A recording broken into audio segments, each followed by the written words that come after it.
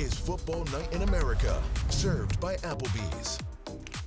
Welcome inside the studio. It's time to recap what we watched in Week 9. Maria Taylor, Mike Florio, Devin McCourty, and Jason Garrett here with you. And let's start with the Cowboys and the Eagles. I mean, a tightly contested NFC showdown. And Jason, it gave us a little bit of everything that we expected to see. A lot of opportunities for the Cowboys down the stretch, but the Eagles doing what they do, finding a way to win. Yeah, the Cowboys have not played nearly as well on the road on grass over the last couple of years. And I think you saw some of that today, particularly on defense.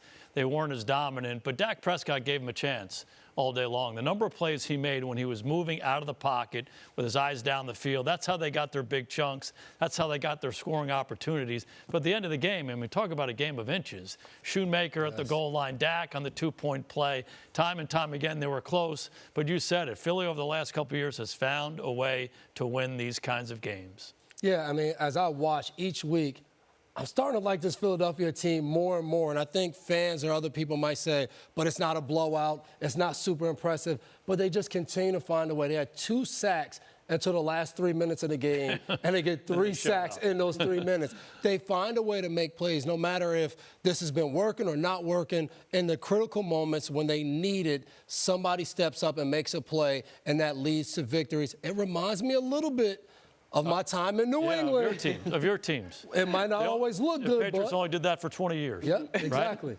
It's fun to watch. Yeah. Last week, Eagles coach Nick Sirianni tried to act like it was just another game. Jerry Jones goes on radio in Dallas and says, this is like a playoff game. This is a huge game. It is a huge game. They play each other twice a year. If the Cowboys could have won this one and know that the Eagles come down there on a Sunday night in December, boy, that just changes everything for the Cowboys. And they were so close, and Dak played so well. And the Eagles took every punch the Cowboys had, and they still found a way to hold on. I mean, that rematch is going to be great, and they could be on track for a third game by the time it's all said and done. The other part to this story is Philadelphia goes to 8-1, Dallas goes to 5-3, so that's a spread there. But Philadelphia's stretch here over the next 5 weeks, it's a murderer's row. And for the Cowboys, it gets a lot easier. So they might come back to that rematch later in the year, and the records might be a little bit more evened out. Very true. Well, the rematch is going to be Week 14 on Sunday Night Football, so we'll certainly be talking about it no matter what. But a stat that just kind of sums up what the Eagles are doing, they have 6 wins this season by 9 points or fewer. And that's what you're talking about with your former Patriots team and just finding different ways to make it. You build character. You don't flinch when you get in those big games, because one thing what the Eagles are doing, they're beating good football teams. The teams everyone's talking about, they're coming in, finding a way to win. So no matter who they play down the stretch, they won't care. Yeah, and we also saw Jalen Hurts kind of get dinged up on that left knee, but still being able to gut out the game. The resilience, the toughness, you know, the injury has never shown up on the injury report. I think that's part of his way of not acknowledging it. I'm going to keep going. It's not going to affect me. And it looked bad when he got injured and didn't miss a beat, didn't miss a snap, just keeps going. Yeah, Unbelievable. Nick Saban was his college coach, and you weren't allowed to talk about injury. Never let the other team see you sweat, right? That was his deal.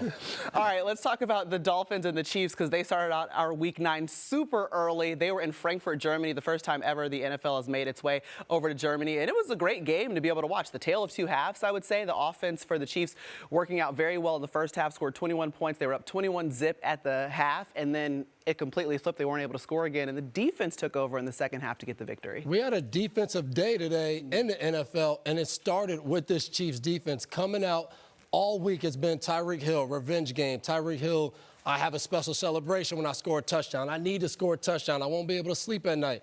Kansas City Chiefs defensive back said, yeah, all that. From the beginning of the game, there was a couple times L'Jarius Sneed looks like he was offsides. He was so close to Tyreek Hill, jamming him, disrupting timing.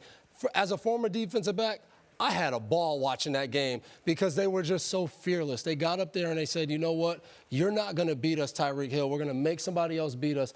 And it didn't work really all game for Miami until – you know, Mahomes fumbles the ball, then Chris Jones makes a mistake, gets a late hit. They kind of gave Miami some of those plays, so very impressive win for the Kansas City Chiefs. Yeah, and for me, it all starts with Steve Spagnuolo, their defensive coordinator. He's made a living out of being aggressive, getting up into guys' faces, aggressive blitzing. And at the end of that ball game, I would have bet the house on the 3rd down play and the 4th down play, he's bringing it. I gone against him a lot, and that's what you have to be ready for. I think Miami knew it was coming, and they got home anyway. So obviously the story of the day has been the defense for the Chiefs, and they're actually carrying the team a little bit. Yeah. we've seen Tirico Hill the past couple of weeks come off the line. You can try to double cover him down the field. It doesn't matter. He's going to run past everyone. And that's what Trent McDuffie told me after the game. Jason Devin and his twin Jason. I knew I was going to do that sooner or later. Devin was saying about disrupting the timing, getting hands on Tirico Hill. That's what they had to do. That's why Snead was up there. That's why McDuffie was up there. That's why McDuffie made that play where he got on Tirico Hill and ripped the ball out, and it turned into that 14-point swing when it looked like the Dolphins were going to score. But the Chiefs, I've been saying it all year, they play with their food. They get in a position where they could blow a team out, and they just screw around.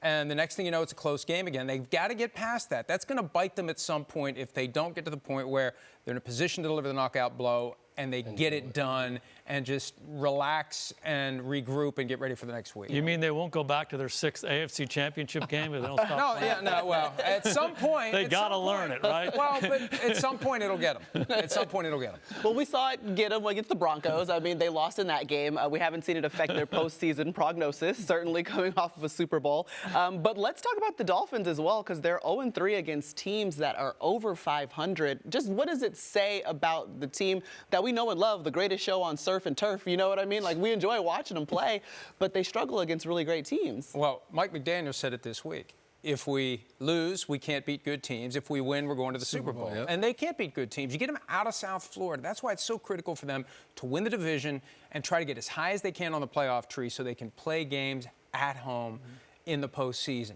They have to go to Kansas City. They have to go to Cincinnati. If they have to go to Buffalo, that's a different team. And they went to Germany where it was playoff atmosphere. Chiefs are used to that. Chiefs don't blink at the sense that it's a huge game. Dolphins got to get used to that. And this may actually help them when they get to the playoffs, because this is the closest thing to a playoff game that they can use as something that will help them get ready for the next one, which they'll make it to the playoffs. The question is, can they win when they get there? Yeah, I'm concerned about this team. I just think we can't keep saying week in and week out, you're playing bad teams, you're winning, because they're going to have a stretch in their schedule where they are going to play Baltimore, they're going to play Buffalo again. We can't keep talking about these games where, you know, are you at home, are you away, are you internationally in Germany? I think this team is a little bit of not as good as we think. They're not a bad football team, but I don't think they have the complete pieces right now to compete with the upper echelon of the AFC. And I think each week that they play these teams, we're going to see that more and more unless something changes on this team. Yeah, it's real. I mean, they've beaten bad teams and they've lost to the good teams. So it's a real thing up to this point. But McDaniel has a really good feel for understanding outside narratives. The number of times I said to our team, okay, the history of the National Football League is written every Monday. If you win by 40, you're going to the Super Bowl. If you lose by 40, you know, get everybody out of here. So the teams that just keep banging away and keep getting better and better over the course of 17 weeks, those are the ones that are there at the end. And they have some stumbling blocks. They have some obstacles they have to get over. But if they keep winning games and giving themselves a chance, they're going to grow from each of these experiences once they get to the playoffs. Can I just say, and can we give a round of applause for, again, the first game in Frankfurt, Germany, and the fans were ridiculous. Yeah. I mean, they had beer cups this big, we'll be honest, you know what I mean? But they stayed after the game. For they like were 3 hours. For 3 hours. We're like watching them. They never left. They were dancing and singing, and it was a great atmosphere to have out there in Germany. It was cool to see that. Yeah, country road, the whole thing. They had it all going. I was impressed. Don't stop believing. Yeah, they were ready. Something else super impressive in Week 9, C.J. Stroud. He set a rookie record for passing yards in a single game, just in a tremendous performance. He had 4 receivers, over 100 yards receiving. And, I mean, we've seen him play well. This was lights out, and it came down to a final series where he was able to score a touchdown and get the win. So he's also being clutch, too. Yeah, he's had so much poise all year. And I want to take time to give credit to some of these guys he's throwing to. The Texans front office has done a good job bringing Tank Dell. You have Nico Collins coming off a big year last year. Go get Schultz from Dallas. They keep putting weapons around him, and C.J. Stroud has now come in, not all big-name guys, and he said, you give me these good players, I'll show you what I can do. And that was as impressive of a game we've seen a rookie in the last few years to go out there. Different times they're down, they're going back and forth. Baker Mayfield scores that touchdown, throws a touchdown towards the end of the game. We're kind of like, oh, man, we're going to see what happens. There's 46 seconds left. C.J. Stroud, they show him on the sideline. He's like, you know, we'll find. Goes out there and drives down a game-winning touchdown. I mean, it's just so impressive to watch. I always think about this. Aaron Rodgers didn't start playing till year 4. he's going to be one of the greatest quarterbacks ever to play. My good buddy Troy Aikman, 0-11 as a rookie. He didn't really start playing well until about playing quarterback in the NFL is hard. It's always been hard. And there have been a handful of guys who make it look easy. I don't know that I've ever seen a young quarterback make it look this easy. Dak Prescott won 13 games as a rookie, but we had a really good team around him. We ran it. We played good defense, the whole thing. It was a team effort. He was running it. I couldn't have been more impressed with that. This is not a great football team that he's on. And he's leading it. He's making it seem like it's nothing. And it's hard to do. It's hard to play quarterback in the NFL, particularly for a young guy. You know, the past few years, the Texans have been the most dysfunctional organization in the entire NFL, and they're starting to come out of it. And I think what was encouraging today, they're learning how to win. They should have beaten the Falcons. They didn't. They should have beaten the Panthers. They didn't. They've learned how to be clutch. And that drive today, 40 seconds with 46 seconds left to go down the field and get the win after it just felt like the Bucs had the game in hand. That's the kind of thing that's a building block that may not make them contenders this year, but boy, it lays the foundation for a great future. Yeah, 14 touchdowns, just 1 interception so far on the season. I mean, you can't make these numbers up. It's been impressive, but especially this week. Florio, let's talk about your Vikings. Now, when you heard, okay, we're getting Josh Dobbs, I know Kirk Cousins is out. Maybe he'll make a difference. Maybe he'll be the reason why we get above 500. All depends on what I ate the night before. Right. That's simple. Hey, let me go back to last Monday. I was on my way home, and I'm checking my phone, and Kevin O'Connell was speaking. So I want to hear what he has to say, because at that point, they were looking at all possible options. Short-term, long-term, trade, sign somebody, don't do anything. They didn't know what they were going to do on Monday. By Tuesday, they get Josh Dobbs. But he said something that I think shows great leadership and great belief in the face of inevitable adversity in the NFL. He did not view this as a challenge. He viewed it as an opportunity.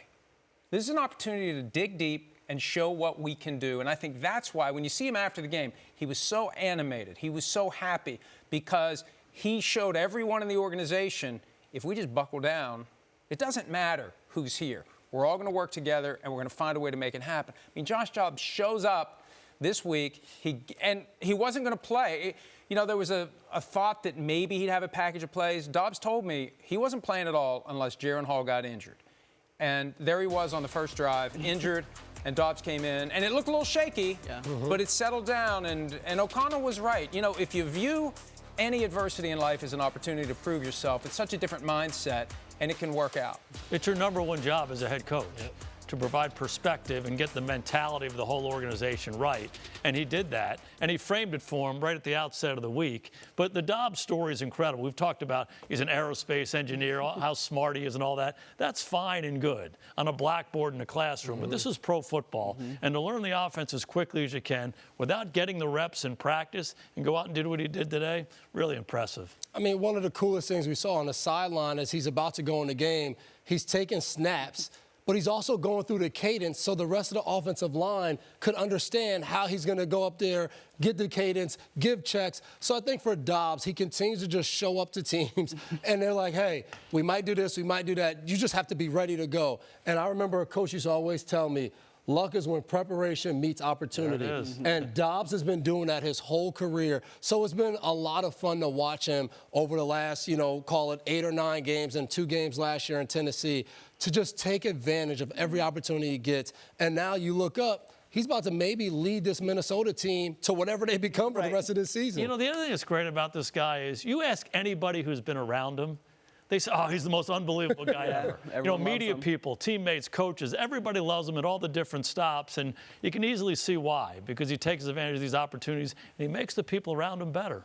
He's had a lot of stops. Is that because he's from Georgia? It's because he's from Alpharetta, Georgia, my hometown. Okay. So that's especially why he's like There's that. something in the water There's something in the water.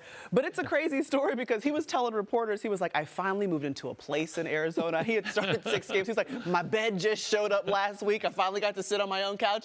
Then I got the call. He said Tuesday morning he got a call that be ready. Have your bag packed and be ready. And he didn't know where he was going. He was going to Minnesota or Cleveland. And he found out 2 hours before the trade deadline, off to Minnesota because he was in Cleveland. They traded him to Arizona right before the season started. He was the starting quarterback 48 hours earlier. It's an odd phone call. It's just one of the cooler stories that we get to talk about, and proud of Josh Dobbs for being able to handle the adversity in that game and in his life and be able to come out on top. Let's talk about the Seahawks and the Ravens, because basically for the last 3-ish weeks, they've had to topple some NFC division leaders, the Lions, and now the Seahawks, but they dominated. You know what I mean? They made it look so easy. What impressed you most? Yeah, bludgeon's the word I like to use. I mean, they just bludgeoned them in every phase of the game. I mean, they had 500 yards of offense. They almost rushed for 300 yards. And we're not even talking about the offense. I mean, Lamar was nearly perfect in the game. It was about the defense. 6 first downs for Seattle, 1 for 12. I mean, you can't make that stuff up. And Seattle was a good team. You said it. Detroit and Seattle go in there, and they just run them right out of the building. So an impressive effort. The balanced teams win. And the teams that get better are the ones that are playing at the end, and they're both of those. Yeah, this Baltimore Ravens team is a team that we got to be thinking about being there at the end, possibly in that last game of the season. But again, I'm going back to defense. This defense came out. I mean, you look at a guy like Geno Stone. I don't know how much he would even be playing if Marcus Williams never got hurt. He's been in and out of lineups, been out the last few weeks. Now Geno Stone's leading the league in interceptions, makes play after play every week, and then that pressure. It's sometimes blitzes from Kyle Hamilton. Then it's the front. It's Queen coming through, Roquan Smith. And then the games that they run with the defensive line, they just put so much pressure on you every single play. Geno Smith really couldn't – he just never could get anything going like you just spoke about. So I'm looking forward to watching this team in that AFC North where it's very competitive. Cleveland has another good defense in the AFC North, but it's going to be interesting going down the stretch. When they beat the Lions 38-6 2 weeks ago, it's like they're not going to do that again. 37-3 instead. And the Seahawks, to me, are like the NFC's version of the Dolphins. They're checking the boxes they're supposed to check, but they're losing when they come up against great teams. And they got a run coming up starting on NBC and Peacock Thanksgiving night with the 49ers. It goes 49ers, Cowboys, 49ers, Eagles. That's going to be the moment of truth. The Seahawks are going to have to show that they can win 1 or 2 of those games, or they're just barely going to make the playoffs, if that, and they're not going to last very long. But that offense needs to improve, and the defense, I mean, what can you do? No defense is going to be able to handle the Ravens. And the Ravens, you talk about balance, the Ravens have that balance, arguably unlike any other team. And I like the fact that they're still running Lamar a little bit. Yes. This isn't like a complete wholesale change to we're a drop-back passing team now. They're blending the stuff that's been good. They're running the ball with the backs, with Lamar, and they've been really efficient in the passing game. Well, if you have Lamar Jackson on your fantasy football team, you're probably doing pretty good this year. But let's check in with Matthew Berry for some fantasy football news. Hey, thanks, Maria. Look, you know, we heard you guys talking earlier, especially Coach Garrett, saying, hey, C.J. Stroud's playing quarterback in the NFL look easy. Well, not just real football, but also fantasy football. That's our first headline for today, is the monster day that C.J. Stroud had for fantasy managers as well. He was on my love list this week. I had him as a top 12 play, but I didn't expect him to be the #1 quarterback in fantasy heading into Monday Night Football. 41.8 fantasy points, 5 touchdowns, 0 interceptions, 470 passing yards. A lot of that went to Tank Dell, who, by the way, still 52% available in leagues out there. He's obviously going to be a very popular pickup in leagues and where he's still out there as well. Houston's upcoming schedule: Cincinnati, Arizona, Jacksonville, Denver. Some tough defenses in there, but all good offenses, which means C.J. Stroud, Tank Dell, Nico Collins, that entire offense is going to have to keep throwing to keep going. This is not a fluke. You heard the guys talk about it. C.J. Stroud, a legit QB1 in fantasy moving forward as well. The other story, we heard the guys talk about it. Mike Florio grinning ear to ear because the Vikings found themselves a quarterback in Josh Dobbs. Get this about Josh Dobbs. It's his 4th different game with 20 or more fantasy points this year. Very quietly, even though Arizona wasn't going that well. Fantasy-wise, Dobbs was providing value, of course. His 6th game this year with 40 or more rushing yards. The legs and the passing is what combines it. And I think what's exciting is Dobbs, I think, is a QB2 for fantasy. I think he'll be viable, especially in weeks when there's buys. But I think what's exciting is that if you have Jordan Addison on your team, if you have T.J. Hawkinson, he's going to be able to keep those guys' fantasy value afloat. And obviously, when Justin Jefferson comes back, he'll be a superstar once again. Time right now for our DraftKings crowning moments. I have them right here. In my hot little hand, today's DraftKings crowning moments. These are actual bets from actual bettors. And this one, hats off to whoever bet this. Somebody out there bet $10,000. $901, a very specific amount, on Odell Beckham Jr. to score a touchdown at any time. That obviously cashed at plus 295.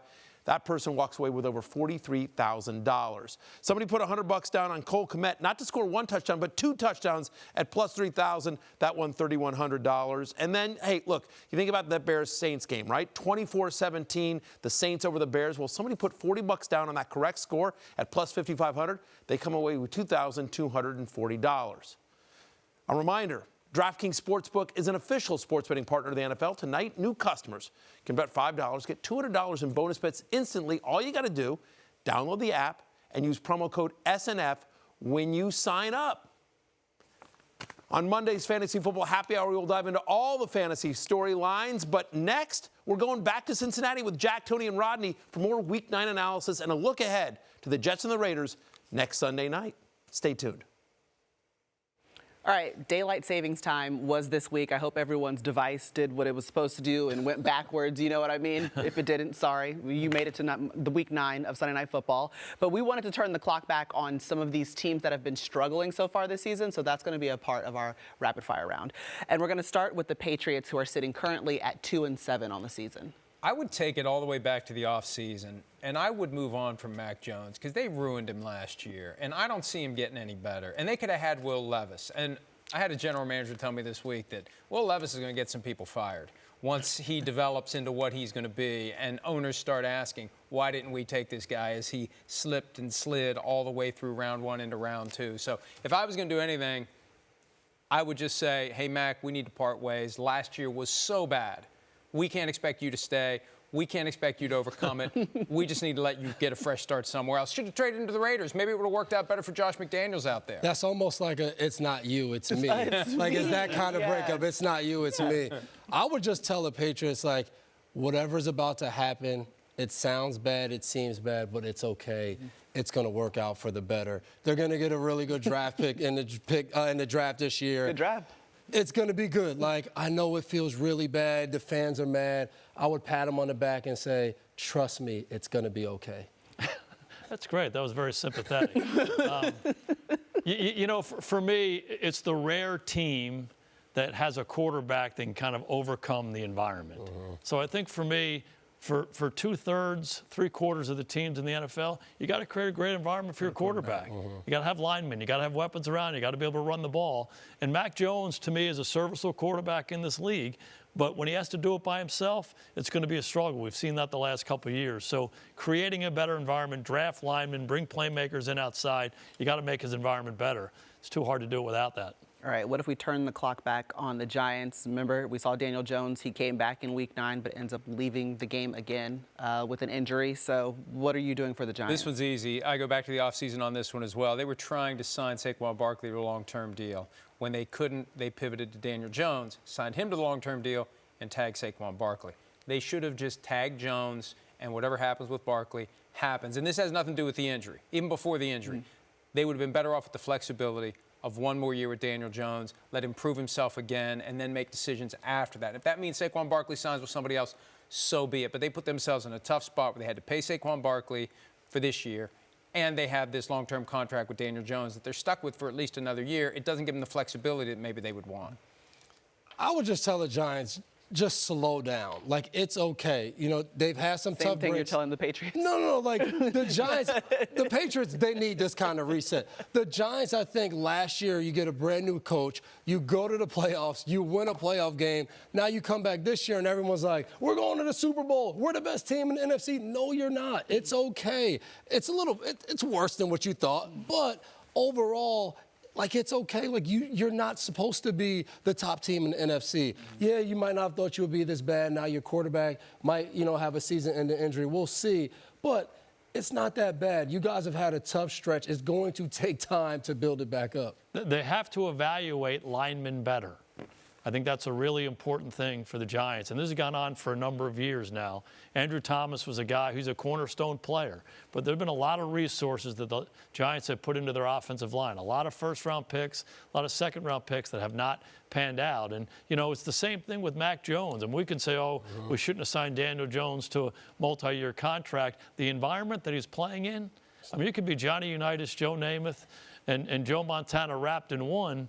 I mean, it's hard. It's tough sledding. And it's a hard environment to play. It's a tough position. And when people are all over you before you get a chance to drop back, you're not going to have a lot of success. So they have to build a better environment for their quarterbacks. Okay, how about another 2-7 team in the Chicago Bears? This one's easy. There was talk in league circles that if Bryce Young was just a few inches taller, the Bears would have taken him and traded Justin Fields. Well, they should have taken C.J. Stroud and traded Justin Fields. All due respect to Justin Fields, but when you look at what Stroud is, and they had that opportunity, they controlled the board, they could have taken anyone they wanted. They wanted that one more year with Fields. I get it, but when we see what Stroud has become, and how did they miss it? Where was all this chatter? Like, I still think somebody out there really wanted him to fall, and there was all this stuff about that C2 test and processing and all. We see what Stroud is. If the Bears had seen it, they should have taken him. Yeah, I mean, he hit it. Coleridge Bernard, a.k.a. C.J. Stroud. It's that simple. Like, you had the #1 pick. You had a chance to take this guy. Now, you know, I know hindsight's 20/20, but we're all watching C.J. Stroud every week, and he's playing really good football. And you look at Chicago, and now you're saying, we hope we tank, and we might have a chance to get Caleb Williams.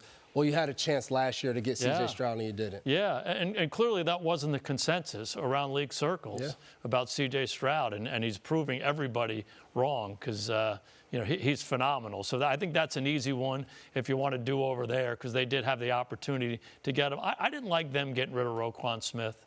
You know, when you have cornerstone players, you got to build around them. And he's a guy who's a proven player on that defense, could be a leader. And there just seem to be some issues there. You leave him, and it's like, okay, all of a sudden there's a huge hole there, and you're starting over again. So to me, that was an issue, and I think that's coming back to haunt him as well. And then the money they could have gave him, they end up giving to Edmonds in free agency anyway, which really didn't make sense. Yeah. What about the Rams? They're sitting at 3-6 on the season. Nothing, because they have that Super Bowl trophy from 2021. This is the bill. Last year was part of the bill. This year's another part of the bill. As they try to rebuild that team, get their draft picks back, and pivot toward the future. There's nothing they could have done any differently other than go back and shine that trophy. I agree with the first part of that, but I will say sell. You know what it is now. You still have some pieces. There might have been a team that needed a guy like Matt Stafford, and, you know, maybe you try to see, hey, Stafford, do you want to go play somewhere else? Do you want to have a chance to get back to winning another Super Bowl? Instead of just keeping this team and acting like you still have a chance to get back to the Super Bowl, let's just start selling and move on to that true rebuild. Yeah, I agree with Mike. A lot of teams have tried to build or buy Super Bowl teams through the years. The Raiders, notoriously, with Al Davis. They had all these future Hall of Famers on the team. It never came together. It came together for the Rams, and they won it. So feel good about it. Shine that trophy up every time you walk past it, but kind of recognize what you did and move on quicker. Yeah, you can't make up the storyline, too. It was impressive. You're in L.A., and you had Snoop and Dre and, like, Eminem. Stars everywhere. You know what I'm saying? Stars everywhere. You win Super Bowl at home. I'd take that, too. What about the Panthers, who sit at 1-7? They should have convinced the owner to have a different hobby. Like, because he's a little too involved. David Tepper's a little too involved. Get him some golf. He's a little too involved. And he wanted Bryce Young, and he got Bryce Young. He wanted to trade up to get Bryce Young. That only puts more pressure on everyone when you make that trade from 9-1. Everything you give up. And you put that kid who's just coming into the NFL in a spot where he's expected to do even more. It's not just he's the first overall pick, but this team mortgaged its future to get him. It's just too much. And I really do think, you know, there's a sweet spot there for owners.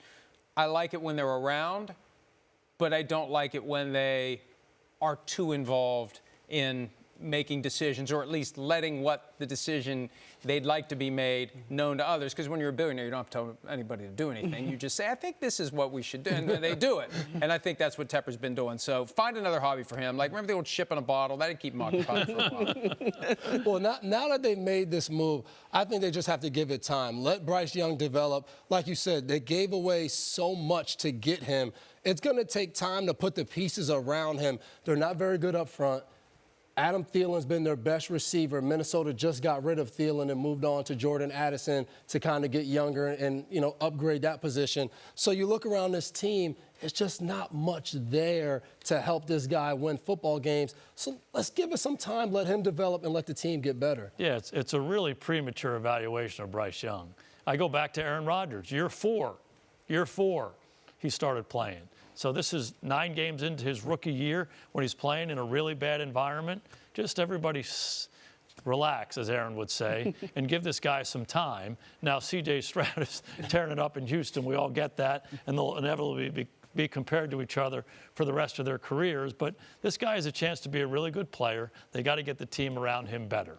But, you know, the problem, though, is the decisions get made so quickly. Pass, fail, bust, not. It's unfair, but that's the way it is. Yeah, and for me, when you think about what your old teammate Tom Brady has done, he played till he was 45.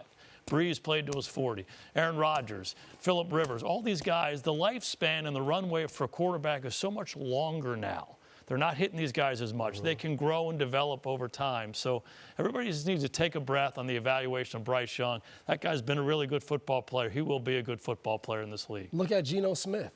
Like, years ago, we were talking about this guy, and you look up, you're like, wait, he's still in the league? Exactly right. Starting quarterback for Seattle right now. I look forward to being up here on this desk with you guys for like 15, 20 years. Like, y'all remember when Bryce Young was 1-7, and we were all thinking, or Bryce Young will be at this desk. Or we don't know. We don't know.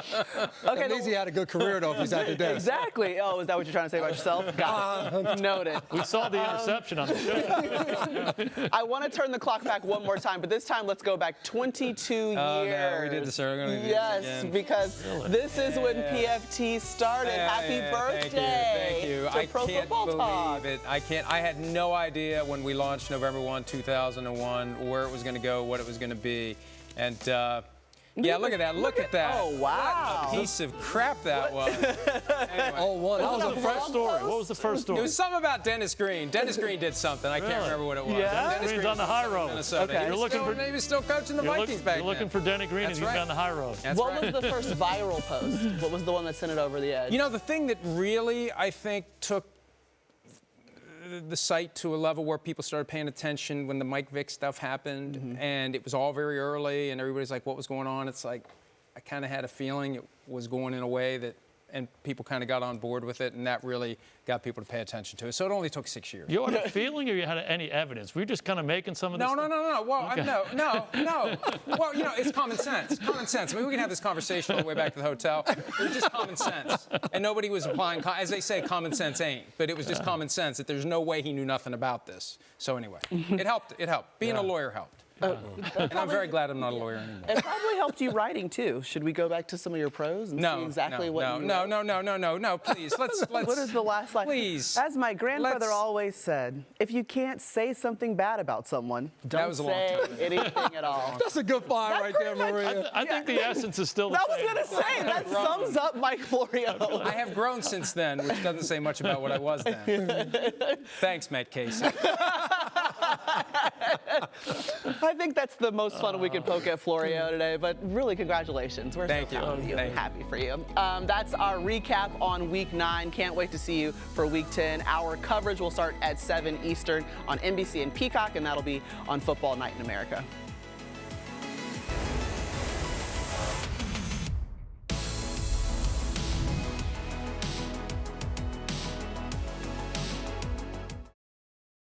Hi, I'm Mike Tirico, and thanks for watching. Make sure to hit subscribe for the latest news and highlights from NBC Sports.